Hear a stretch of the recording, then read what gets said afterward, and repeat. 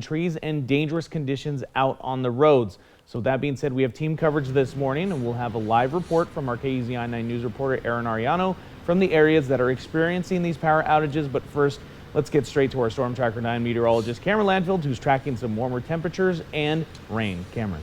Absolutely, Adam. We saw some south winds pushing in last night, and that brought us warmer precipitation. It's starting to break down the ice on those roadways, so we're just dealing with slush for this morning. So still be careful out on that commute, but you're going to have a lot more traction. It's not as dangerous out there. Looking out at the Beltline and Coburg right now, you can see there is still white out there. However, like I said, it's a totally different surface at this point, so it's not nearly as dangerous and should be gone through the remainder of today. Now, we don't have a lot of our temperature sensors up right now, but things are above freezing for the most part nearly everywhere. Out on the coast, we're actually seeing those 50s. Moving down to the south, we've got a lot more of those sensors up, and you can see we're close to 50 inland as well. So it is certainly a warmer morning to start things off than what we've been seeing, and that's the case for the remainder of the day and in fact the next couple days as well. Now, part of that is, like I said, we've got these south winds moving in. Look at that direction coming up from the south everywhere, and that's just going to continue through today. We are getting close to about 50 degrees here in Eugene. Everybody else getting close to around 52. So looks like things are looking way up in the future here. Just a lot more rainfall to go. All right, Cameron, thank you very much. This morning, more and more people are waking up without power after more ice and rain came through on Tuesday. According to eWeb, 23,000 customers are without power as of 3 o'clock this morning. We've been getting calls and people sending in pictures of more fallen tree limbs and power lines. KEZI 9 News reporter Aaron Ariano is live outside in Eugene to check on the conditions. Aaron, eWeb said they were making progress on Tuesday. Is that correct?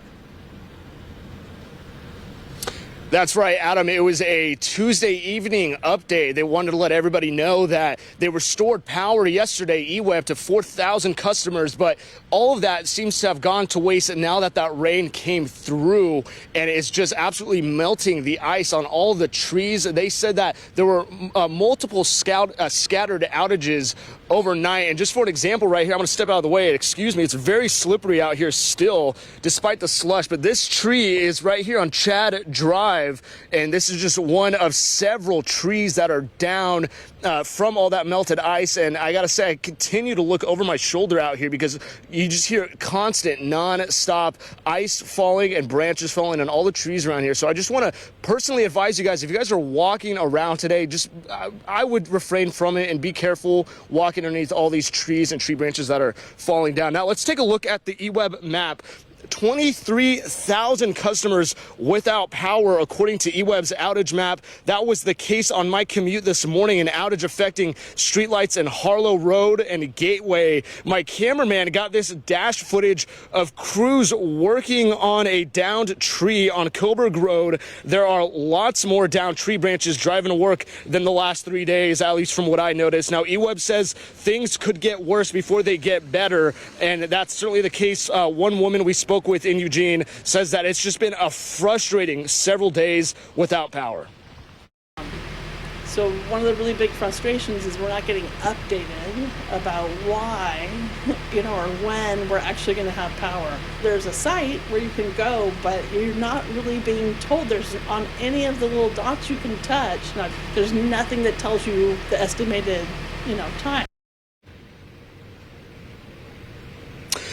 She is concerned for the health and safety of herself and elderly neighbors who have also just gone without power. This recent round of overnight outages, I want to say, as everyone's worst fears realized this morning, more outages before we can get any of them really settled. 23,000 as we're waking up this morning all over Eugene. Now back out here live, some silver lining, like Cameron said, it's a little bit warmer out here. I was able to go an hour without my gloves until I had to put them back on, but you could feel it in the air as it hits your cheeks. It's a little bit more tolerable than it was the last few days. But coming up, we're going to show you these road conditions at very, very slushy-like roads. So if you're hitting the road today, you still want to be very, very careful. But we'll have that next coming up at 5:30. Reporting live in Eugene, Aaron Ariano, KEZI 9 News. Aaron, thank you very much. In our continuing coverage, crews are still trying to get